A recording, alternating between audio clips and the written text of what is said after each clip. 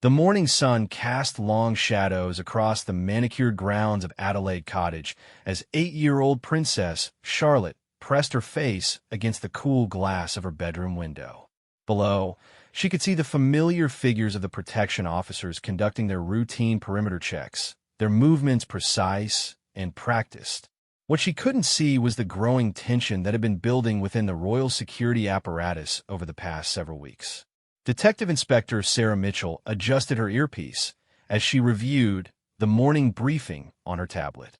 As the lead protection officer for the Wales children, she had developed an almost maternal instinct when it came to their safety. The intelligence reports crossing her desk lately had been increasingly concerning.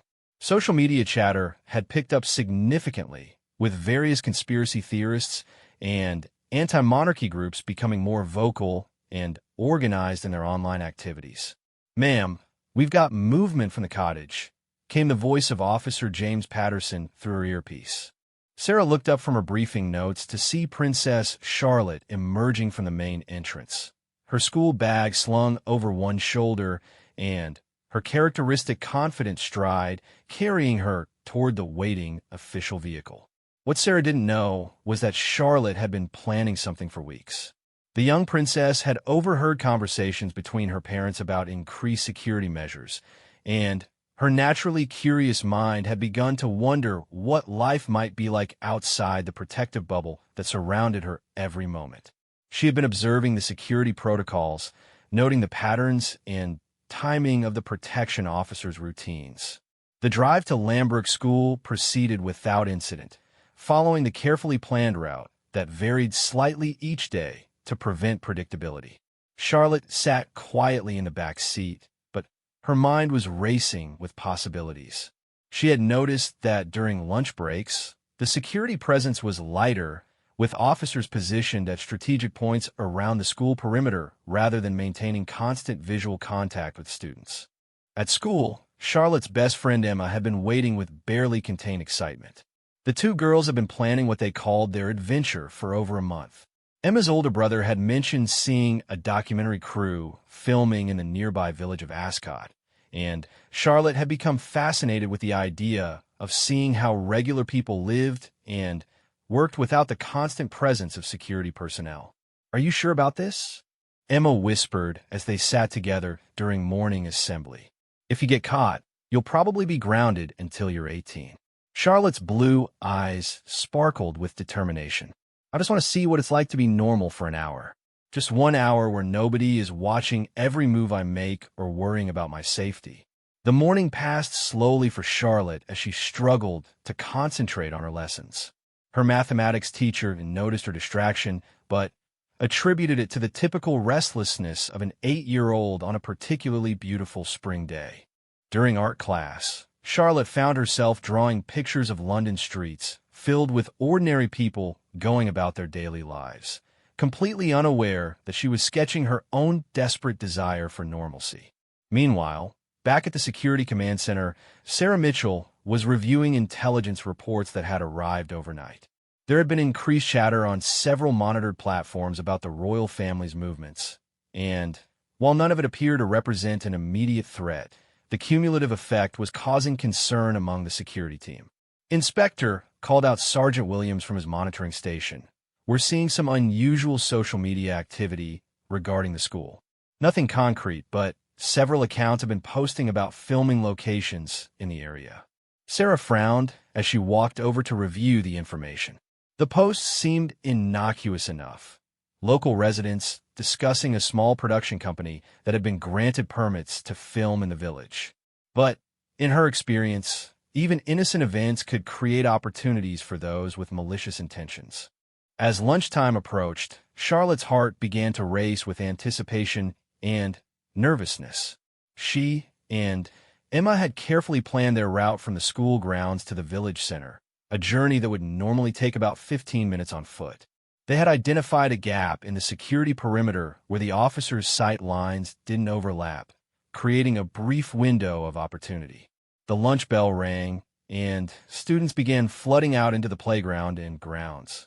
Charlotte and Emma made their way to their usual spot near the old oak tree, where they pretended to be engaged in a quiet conversation while actually observing the positioning of the security personnel. "There," Emma whispered, pointing discreetly toward the eastern gate. Officer Thompson just started his patrol toward the sports fields. That gives us about 12 minutes before he circles back. Charlotte took a deep breath, her palms sweating despite the cool spring air. She thought about her parents and how worried they would be if they knew what she was planning. But the desire to experience just a taste of freedom was stronger than her fear of disappointing them. The two girls made their move, walking casually toward the gap in the hedge that separated the school grounds from the public footpath. Charlotte's heart was pounding so loudly she was certain everyone around her could hear it. As they slipped through the hedge, she felt a mixture of exhilaration and terror that she had never experienced before. The village of Ascot was bustling with activity as the filming crew continued their work on what appeared to be a period drama. Charlotte and Emma found themselves mesmerized by the organized chaos of a professional film production. Actors in elaborate costumes were running through their scenes while technicians adjusted lighting and camera equipment. For the first time in her life, Charlotte was just another curious child watching the spectacle unfold. Nobody recognized her. Nobody was monitoring her every movement, and nobody was calculating potential threat assessments based on her location. The feeling was intoxicating. "Excuse me, young lady," called out a friendly voice behind them. Charlotte and Emma turned to see a woman in her 30s approaching, wearing the casual clothes and headset that marked her as part of the production crew. "Are you girls from the local school? We've been trying to recruit some extras for the background shots." Charlotte's mind raced. This was exactly the kind of normal, everyday experience she had dreamed of, but she also knew that participating would extend their absence from school well beyond the lunch break. Emma looked at her expectantly, clearly excited by the prospect. "We'd love to help," Charlotte found herself saying, her voice steadier than she felt. "What would we need to do?"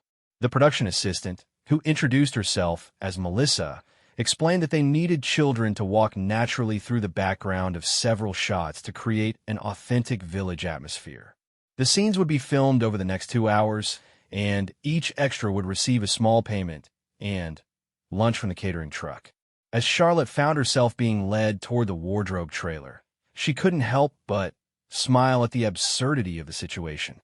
Here she was, a member of the royal family, about to be paid to pretend to be an ordinary village child in a television drama.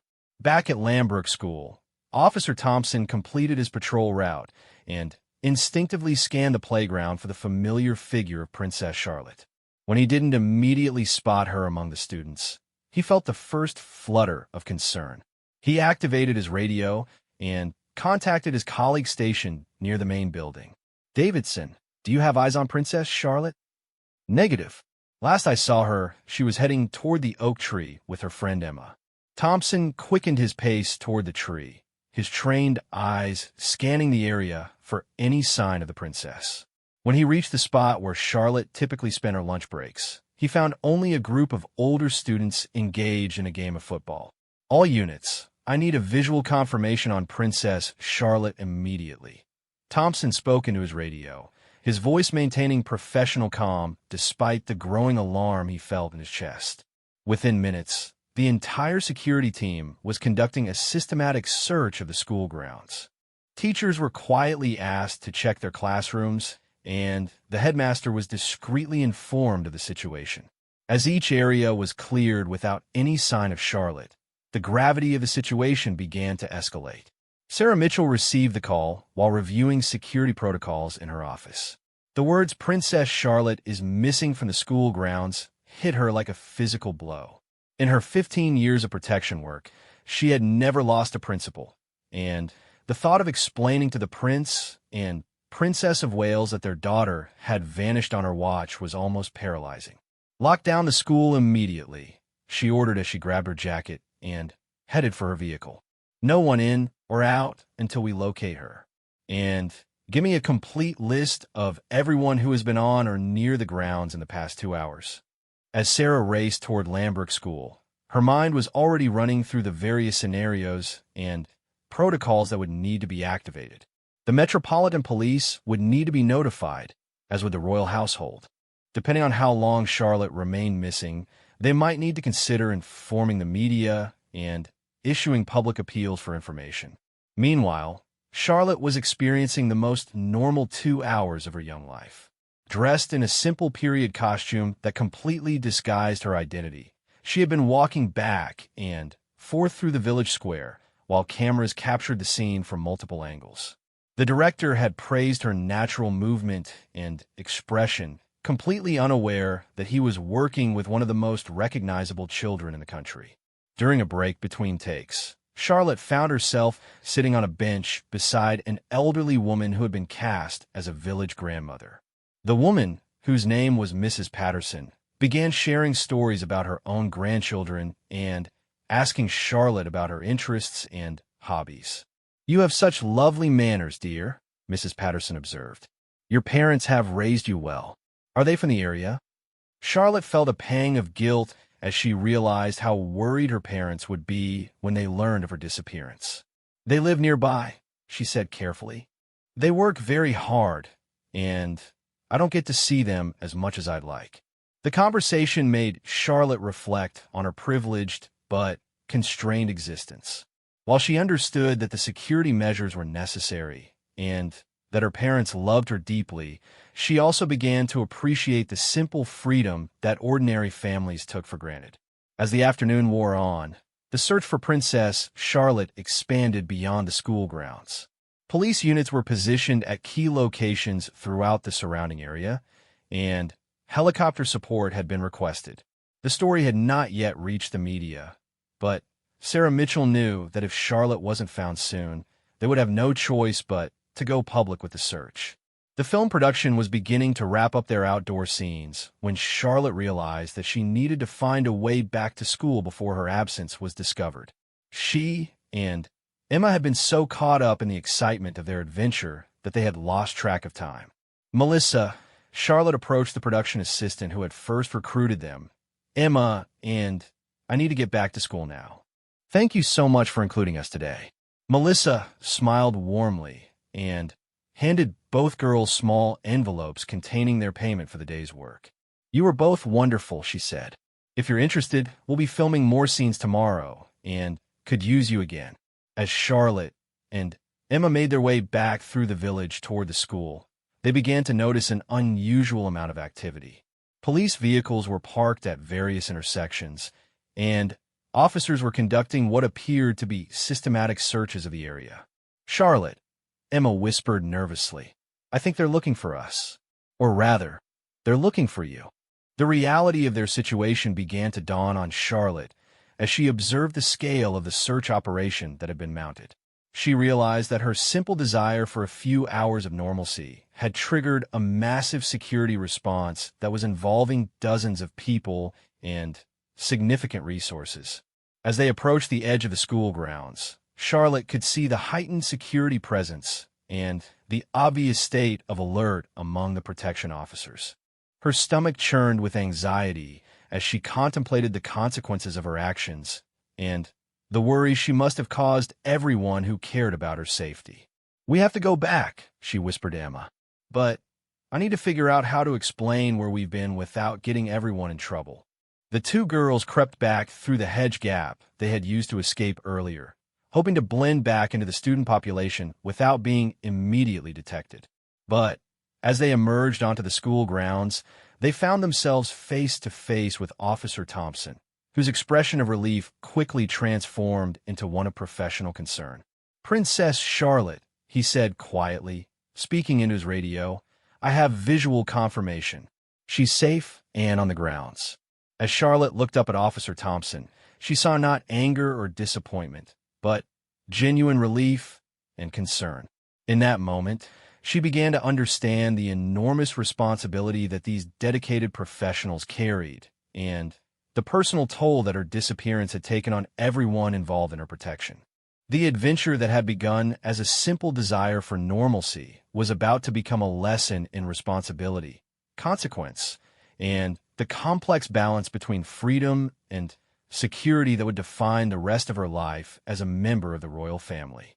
The walk back to the main school building felt like the longest journey of Princess Charlotte's young life. Officer Thompson maintained a respectful distance behind her and Emma, but she could feel his presence like a weight on her shoulders. The radio chatter in his earpiece was constant, but muted, and Charlotte caught fragments of updates being relayed to various security units about her safe return. Sarah Mitchell arrived at Lambert School within minutes of receiving Thompson's confirmation call. Her relief at Charlotte's safety was immediately overshadowed by the need to understand exactly what had happened and how to prevent similar incidents in the future. As she walked briskly toward the main building, she was already mentally preparing for the difficult conversations that lay ahead. Emma's face was pale with worry as they approached the headmaster's office. "Charlotte, are we going to be expelled?" she whispered, her earlier excitement completely replaced by anxiety about the consequences of their adventure. "I don't know," Charlotte replied honestly. "But whatever happens, this was my idea. I won't let you get in trouble for something I convinced you to do." Headmaster Mr. Jeffrey Thornton was waiting in his office, his usually calm demeanor showing signs of the stress he had experienced during the past several hours. As an educator with over 20 years of experience, he had dealt with many challenging situations, but the temporary disappearance of a member of the royal family was unprecedented in his career. Sarah Mitchell entered the office first, her professional composure intact despite the emotional toll of the afternoon's events. She took a seat across from Mr. Thornton's desk and activated a small recording device, standard protocol for any security incident involving her principals. "Princess Charlotte," she said gently but firmly as Charlotte and Emma were escorted into the office, "please take a seat. We need to understand exactly what happened today and where you've been." Charlotte straightened her shoulders and looked directly at Inspector Mitchell. Despite her young age, she had inherited her father's sense of responsibility and her mother's strength of character. "It was entirely my fault," she began. "I planned everything, and I convinced Emma to come with me. She didn't want to leave the school grounds, but I persuaded her." Over the next hour, Charlotte provided a detailed account of their afternoon adventure. She described their observation of the security patterns, their escape through the hedge gap, and their involvement with the film production in the village. Sarah Mitchell listened carefully, making notes and asking clarifying questions that helped her understand both the security vulnerabilities that had been exploited and the motivations behind Charlotte's actions. "Princess Charlotte," Mr. Thornton said when she finished her account, "do you understand the concern and worry that your disappearance caused? There are dozens of people whose job it is to keep you safe, and they spent the entire afternoon searching for you." Charlotte's eyes filled with tears as the full impact of her actions began to sink in. "I didn't think about that," she admitted. "I just wanted to feel normal for a little while. I wanted to do something without everyone watching and worrying about whether it was safe or appropriate." Sarah Mitchell recognized the genuine remorse in Charlotte's voice, but she also understood that this incident represented a serious breach of security protocols that could have had catastrophic consequences.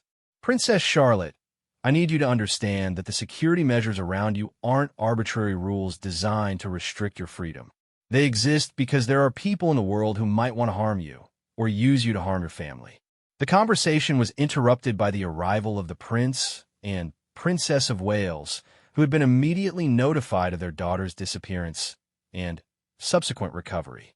Catherine entered the office first, her face showing the strain of the afternoon's worry, followed closely by William, whose expression combined relief with barely controlled frustration. "Charlotte," Catherine said as she knelt down to embrace her daughter, "are you hurt? Are you all right?" "I'm fine, Mummy," Charlotte replied, her voice small and filled with guilt. "I'm sorry. I'm so sorry for worrying everyone." William's response was more measured as he processed the information about what had happened. As someone who had grown up under intense security and media scrutiny, he understood better than most the psychological pressure that such restrictions could place on a child. However, he also understood the very real dangers that made those restrictions necessary. "Charlotte," he said, sitting down beside her, We need to talk about what happened today. But first, I want you to know that we're grateful you're safe and that you chose to tell us the truth about where you've been. Inspector Mitchell briefed the royal couple on the security implications of the incident, including the gaps in coverage that had allowed Charlotte to leave the grounds undetected and the potential risks that her unmonitored presence in a public area had created. She also shared Charlotte's explanation of her motivations, which helped the parents understand the emotional needs that had driven their daughter's actions. Emma, who had been sitting quietly throughout the discussions, was released to return to her regular classes after providing her own account of the day's events. Her parents were contacted and briefed on the situation, with assurances that no disciplinary action would be taken against her given the circumstances. As the immediate crisis was resolved, the focus shifted to understanding how to prevent similar incidents in the future. Sarah Mitchell had already begun formulating recommendations for enhanced security protocols, but she also recognized that purely restrictive measures might only increase Charlotte's desire to rebel against the constraints of her position. "Inspector Mitchell," Catherine said during a private moment, "Charlotte is 8 years old. She's intelligent, curious, and strong-willed. If we simply increase security without addressing her underlying need for normalcy and independence, we're likely to face bigger problems in the future." This observation sparked a broader discussion about the unique challenges of raising children within the royal family. Charlotte's generation would grow up with social media, global connectivity, and a level of public scrutiny that previous generations of royals had never experienced. Traditional approaches to royal security and protocol might need to evolve to accommodate these new realities. Dr. Elizabeth Hartwell, a child psychologist who specialized in working with high-profile families, was consulted about Charlotte's behavior and the underlying motivations for her actions. Her assessment provided valuable insights into the psychological impact of constant security and supervision on a developing child. Princess Charlotte's actions today weren't simply rebellion or misbehavior. Dr. Hartwell explained during a confidential briefing with the family and security team. They represent a normal developmental need for autonomy and self-determination that becomes complicated by her unique circumstances. She's trying to establish her own identity separate from her royal role. The psychologist recommended a carefully structured approach that would provide Charlotte with increased opportunities for independence within controlled environments. This might include supervised visits to public spaces where she could interact with other children without the obvious presence of security personnel, or participation in carefully vetted activities that would give her the sense of normalcy she craved. Meanwhile, the film production company in Ascot received an unexpected visit from royal protection officers who needed to conduct interviews with crew members who had interacted with Charlotte and Emma. The production assistant, Melissa, was shocked to learn the true identity of the polite young girl who had participated in their filming. "She was just so natural and well-mannered," Melissa told the officers. "She seemed genuinely interested in the process and asked thoughtful questions about how television shows are made. There was nothing about her behavior that seemed unusual or concerning." The footage from the film production that included Charlotte was reviewed by security personnel to ensure that no identifying information had been captured that could compromise her safety in the future. The production company voluntarily agreed to edit Charlotte out of their final broadcast and to maintain confidentiality about her involvement in their project. Back at Adelaide Cottage that evening, Charlotte found herself the center of a family discussion that was both disciplinary and educational. Her parents wanted to ensure that she understood the seriousness of what had happened while also addressing the legitimate needs and concerns that had motivated her actions. "Charlotte," William began, "what you did today was dangerous, not just for you, but for everyone involved in keeping you safe. When security personnel don't know where you are, they have to assume the worst-case scenario and respond accordingly." Catherine added, "But we also want you to know that we understand why you did it. Growing up as part of our family comes with responsibilities and restrictions that other children don't have to deal with, and that's not always fair." The conversation continued long into the evening, covering topics that were complex even for many adults to understand. Charlotte learned about the specific threats that made security necessary, the historical context that shaped current protocols, and the careful balance that had to be maintained between her safety and her development as a normal, healthy child. "Can I ask you something?" Charlotte said as the family discussion began to wind down. "The lady I talked with today, Mrs. Patterson, she seemed so happy talking about her grandchildren. She said she sees them whenever she wants and takes them to the park and to the shops. Will I ever be able to do things like that with my own children?" The question caught both parents off guard with its maturity and its implications.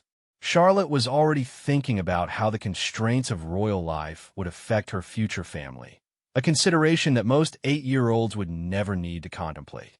"Charlotte," Catherine replied carefully, "the world is changing very quickly, and we hope that by the time you're grown up, there will be new ways to balance security with the kind of normal family experiences you're asking about.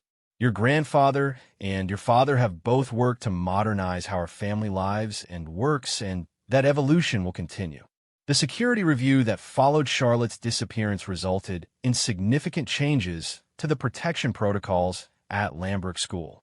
Additional personnel were assigned to ensure continuous visual contact with all three Wales children, and new technology was implemented to provide real-time location tracking within the secure perimeter.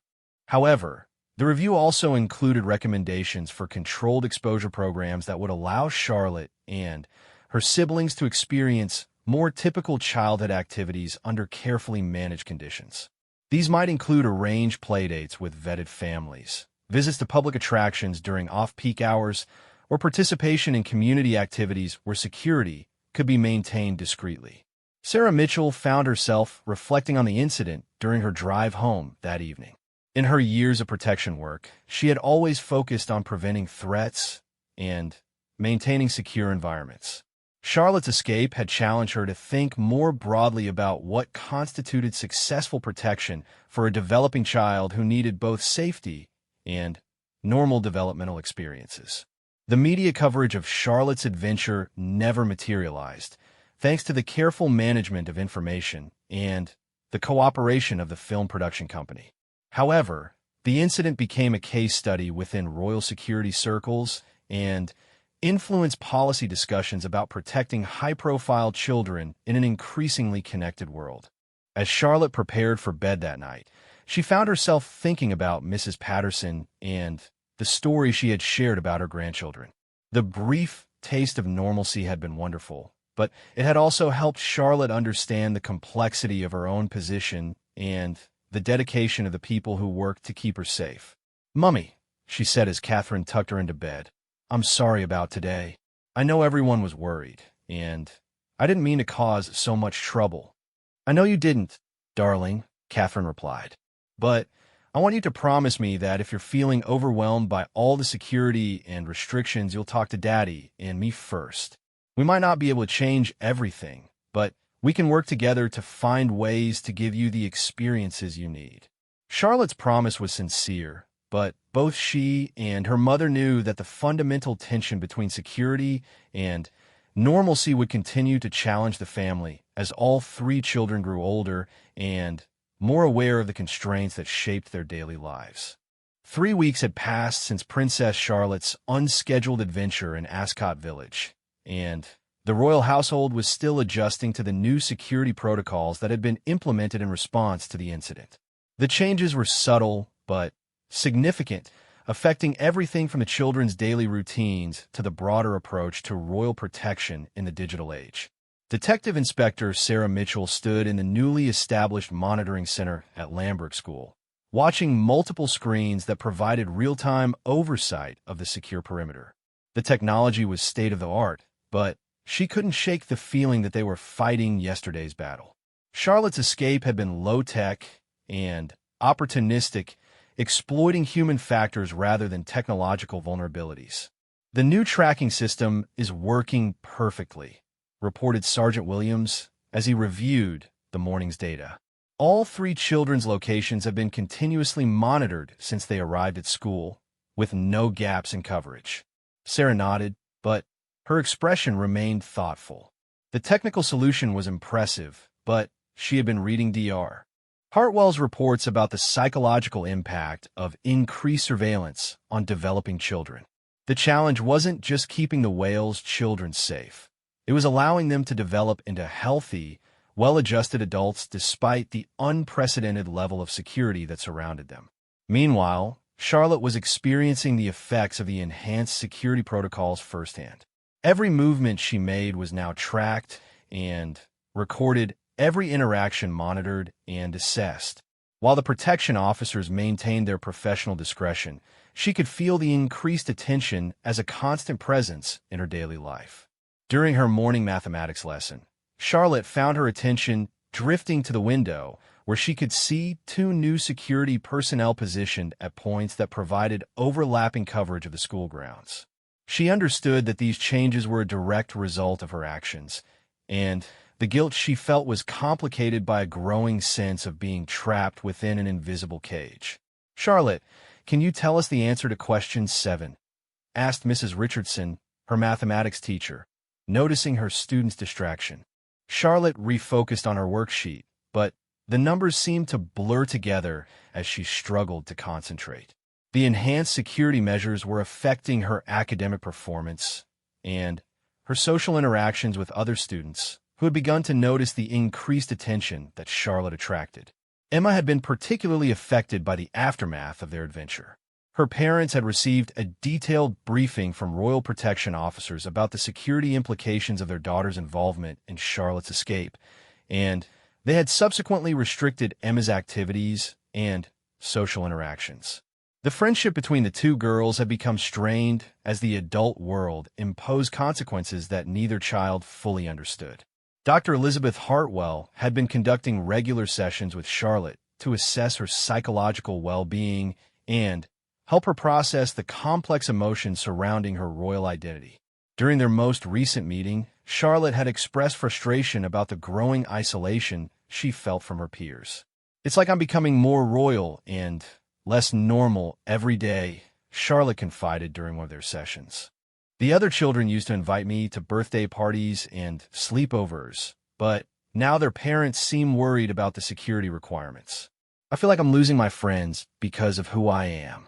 Dr. Hartwell recognized that Charlotte was articulating one of the fundamental challenges of modern royal childhood. Previous generations of royal children had been educated privately and socialized primarily within aristocratic circles, which naturally provided peer groups that understood the constraints and protocols of royal life. Charlotte's generation was being raised with more exposure to ordinary families and mainstream education, which created new opportunities for normal development, but also new sources of conflict and isolation. The psychological assessment prompted a series of high-level meetings between the royal household, security personnel, and education specialists. The Prince and Princess of Wales were deeply concerned about the impact that increased security was having on their children's social development and academic performance. "We're in danger of creating exactly the kind of isolated, disconnected royal children that we've been trying to avoid," William observed during one of these meetings. "The security response to Charlotte's escape has been comprehensive, but it's also reinforcing the barriers between our children and normal childhood experiences." Catherine had been conducting her own research into how other high-profile families manage the balance between security and normalcy. She had spoken confidentially with celebrities, politicians, and business leaders who faced similar challenges with their children, gathering insights that might inform new approaches to royal family life. "There are families dealing with comparable security concerns who have found ways to maintain more normal social environments for their children," she reported. "It requires more creativity and resources, but it's possible to provide security without completely isolating children from their peer groups." These discussions led to the development of what became known as the Windsor Youth Integration Program, a comprehensive approach to providing Charlotte and her siblings with carefully structured opportunities for normal social development. The program included partnerships with selected families whose children had been security cleared for regular interaction, supervised group activities in controlled environments, and even limited participation in community events where discreet protection could be maintained. The first test of this new approach came when Charlotte was invited to participate in a local youth theater production being organized by the Ascot Community Center. The play was a children's adaptation of Alice in Wonderland, and Charlotte had expressed genuine interest in being involved after learning about it through the film production crew she had encountered during her adventure. Sarah Mitchell spent considerable time evaluating the security implications of Charlotte's participation in the theater production. The venue would need to be assessed, the other families involved would require background checks, and the performance schedule would need to be carefully coordinated with other royal commitments. However, the potential benefits for Charlotte's social and creative development made the project worth the additional complexity. The key is maintaining security while making it as invisible as possible to the other children involved, Sarah explained to her team during the planning sessions. Charlotte needs to feel like she's participating as a normal member of the group, not as a royal celebrity being accommodated by the program. The theater director, Ms. Patricia Knowles, had initially been overwhelmed by the prospect of having Princess Charlotte in her production. However, after meeting with royal household representatives and understanding the importance of treating Charlotte as just another young performer, she became enthusiastic about the opportunity to support the princess's artistic development. Charlotte's audition for the play was conducted privately to avoid media attention, but her performance was evaluated using the same criteria applied to all the young participants. She was cast as the White Rabbit, a supporting role that would allow her to contribute meaningfully to the production without carrying the pressure of being the lead character. The rehearsal process provided Charlotte with exactly the kind of normal social interaction she had been craving. Working alongside other children toward a common creative goal, she was able to develop friendships based on shared interests rather than her royal status. The other young actors quickly forgot about her title as they focused on memorizing lines, learning choreography, and building the collaborative spirit necessary for successful theatrical production. Charlotte is just one of the kids during rehearsals, Ms. Knowles observed during a progress meeting with royal representatives. She's talented and hardworking, but she doesn't expect special treatment, and the other children relate to her as a fellow performer rather than as royalty. However, the increased normalcy of Charlotte's theater involvement came with its own security challenges. The community center was a public building with multiple entrances and regular civilian traffic. Creating a secure environment required extensive coordination between royal protection officers, local police, and the community center staff. Officer Thompson, who had been assigned as Charlotte's primary protection detail for the theater project, found himself needing to develop new skills in discreet surveillance. Instead of maintaining the obvious security presence that was standard for royal events, he had to blend into the background of a children's theater production while maintaining constant awareness of potential threats. It's like being an undercover officer, but instead of infiltrating criminal organizations, I'm trying to blend in with parents and community volunteers, Thompson reflected during one of his briefing sessions. The challenge is staying alert for security threats while appearing to be just another parent watching their child perform. The theater project also required careful management of information and publicity. While the royal household wanted Charlotte to experience normal participation in community activities, they also needed to prevent her involvement from becoming a media circus that would disrupt the production and compromise her security.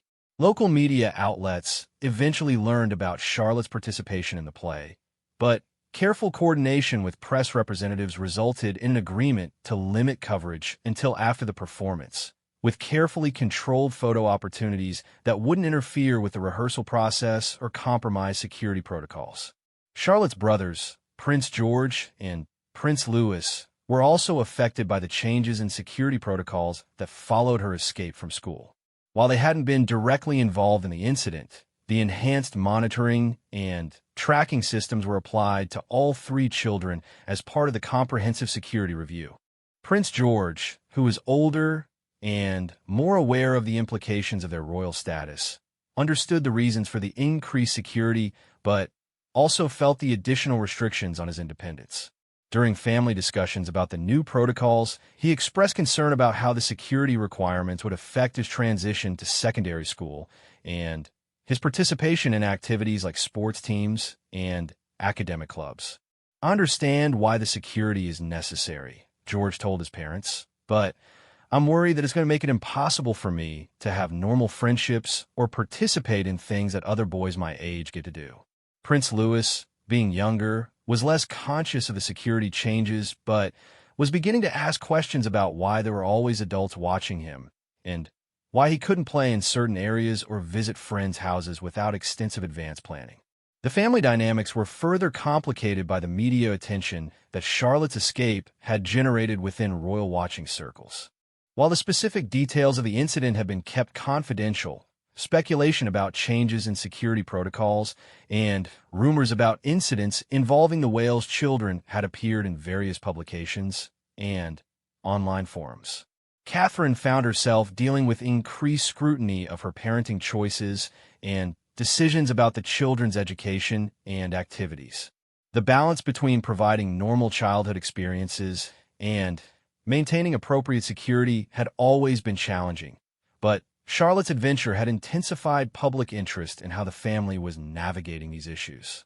"We're being second-guessed by people who have never faced the challenges of raising children under these circumstances," Catherine confided to a close friend. "Everyone has opinions about what we should be doing differently, but very few people understand the actual constraints and security requirements that shape our daily decisions." The pressure extended to Lambrook School, which found itself under increased scrutiny from both security professionals and education experts who were interested in how the institution was adapting to accommodate the unique needs of royal students while maintaining its educational mission for all pupils.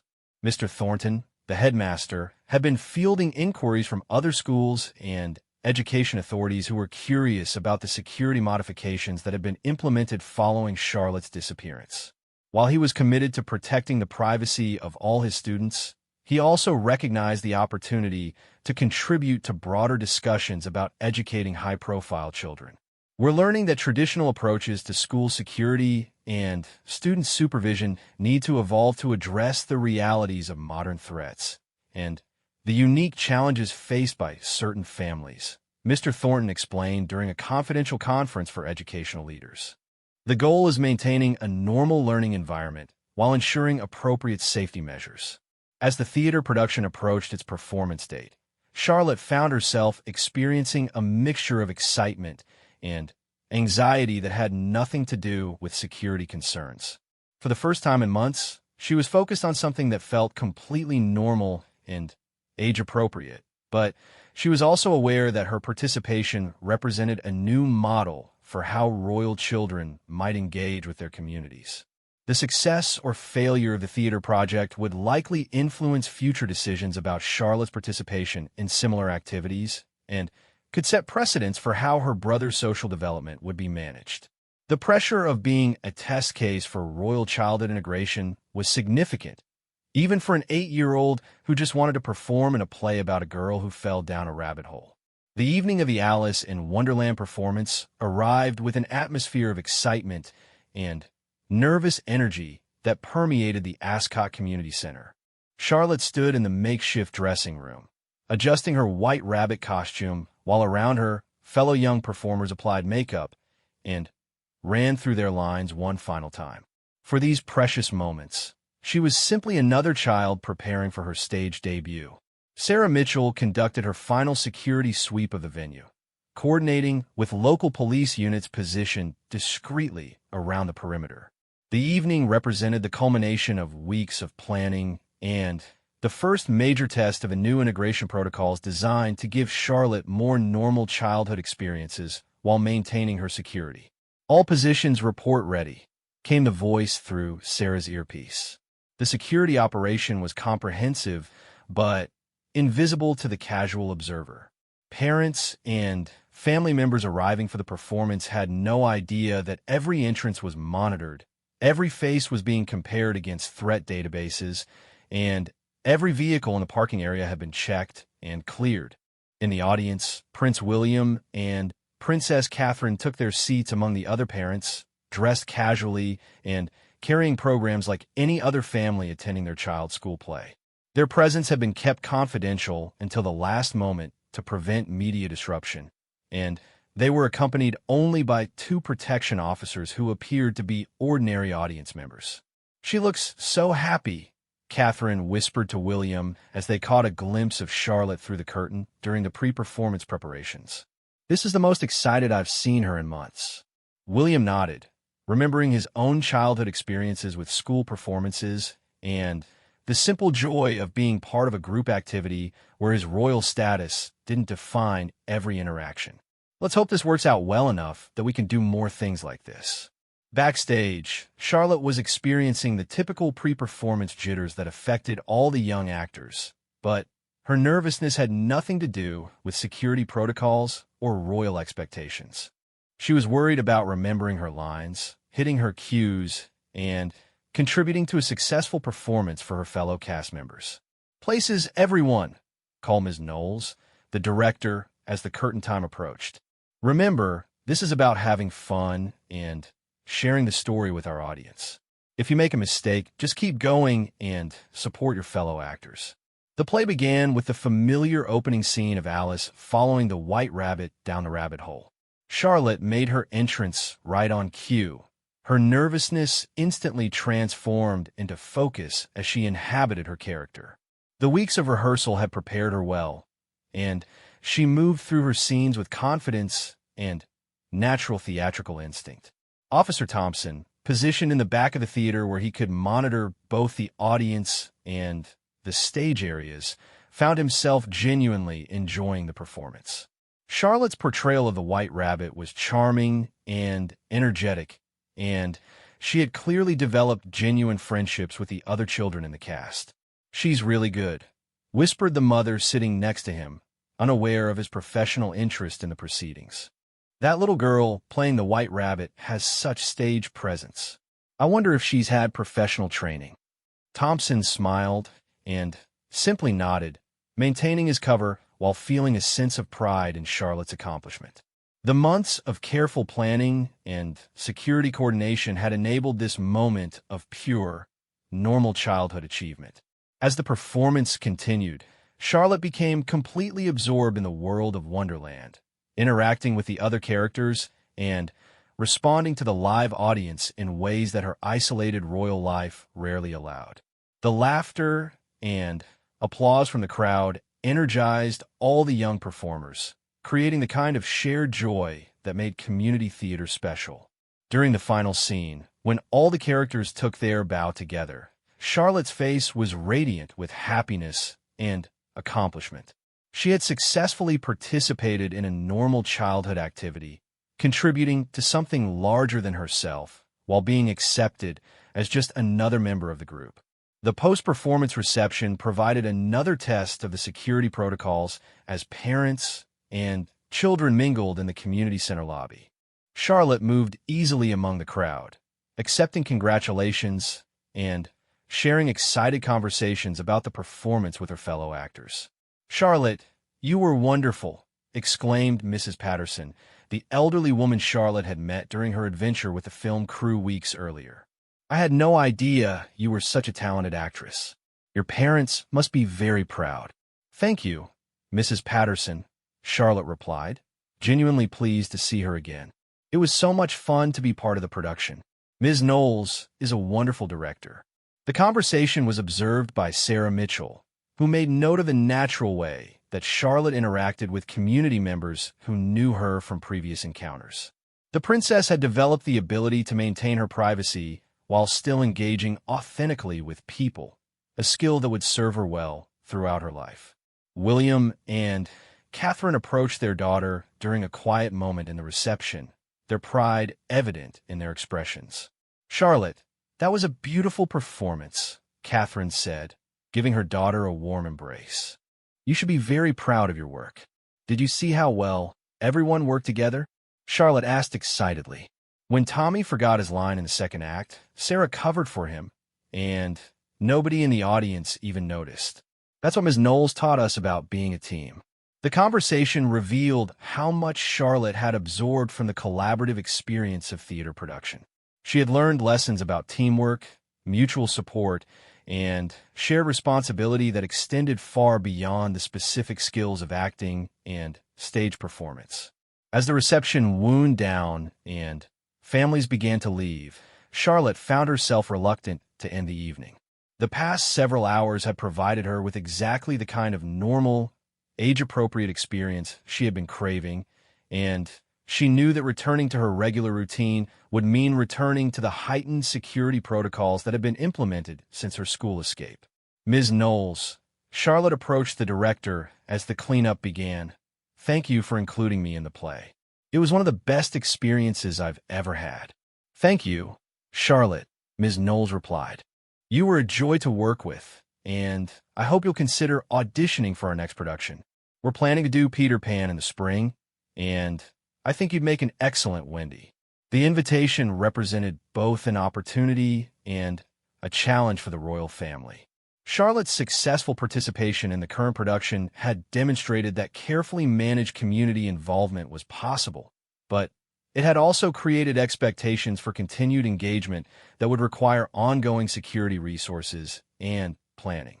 During the drive home to Adelaide Cottage, Charlotte chattered excitedly about the evening's events while her parents listened with satisfaction and relief. The theater project had achieved its goals of providing their daughter with normal social experiences while maintaining appropriate security protocols. "Mummy, Daddy," Charlotte said as they approached their home, "I understand now why the security officers have to be so careful about where I go and what I do.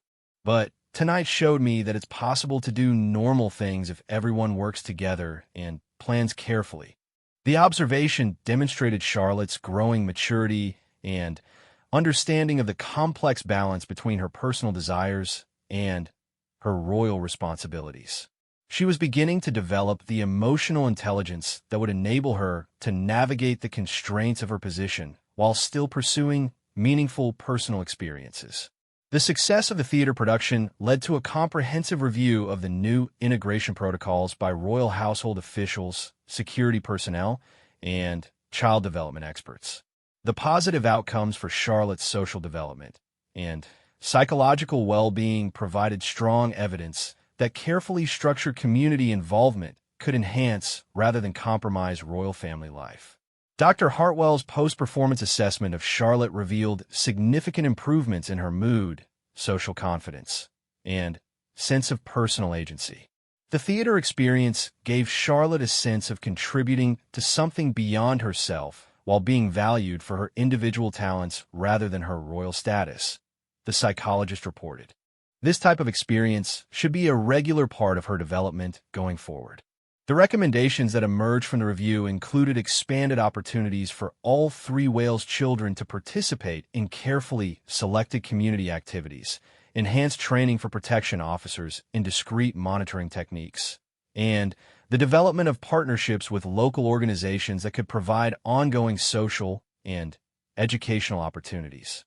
Sarah Mitchell found herself at the center of discussions about the future of royal protection in the digital age.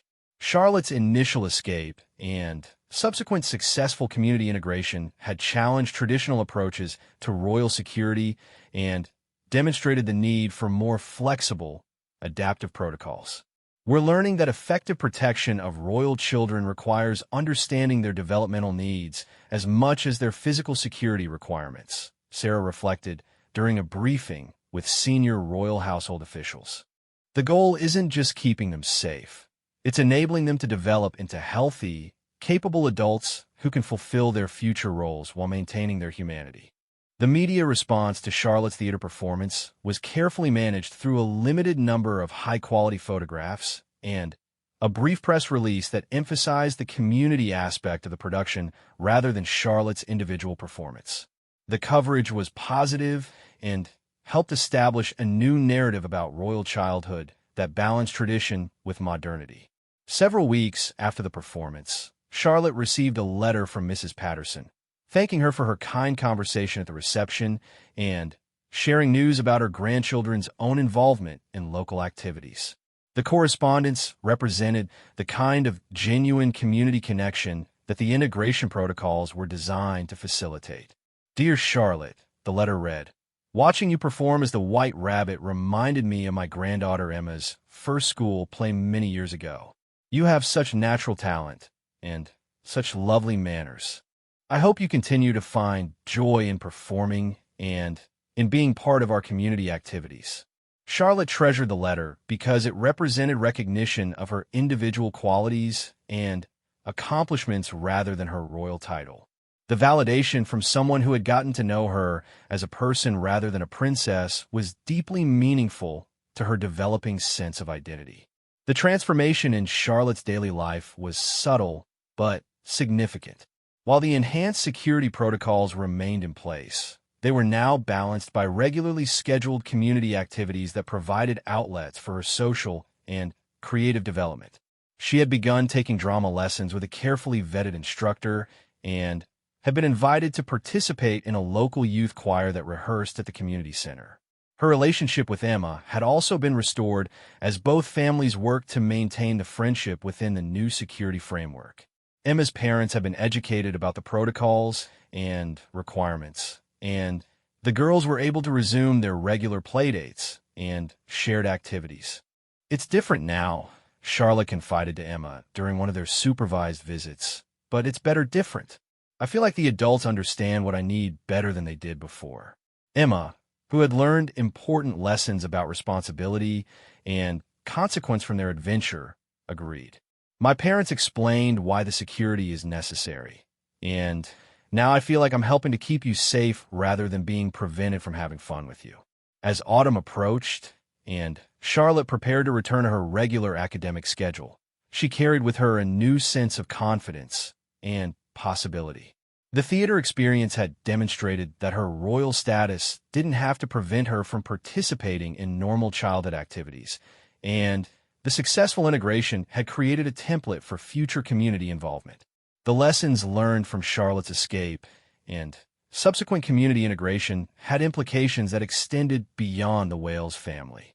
Other royal households and high-profile families dealing with similar security challenges began seeking advice about balancing protection with normal child development.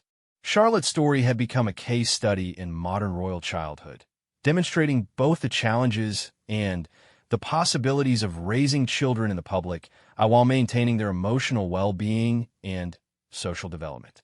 Her journey from frustrated escape artist to confident community participant illustrated the importance of understanding and addressing the underlying needs that drive children's behavior rather than simply implementing restrictive measures in response to security incidents. As she drifted off to sleep on the night after the successful theater performance, Charlotte felt a sense of satisfaction and hope that had been missing from her life for many months. She was beginning to understand that being royal didn't mean being isolated, and that with careful planning and mutual understanding, she could have both security and normalcy in her young life.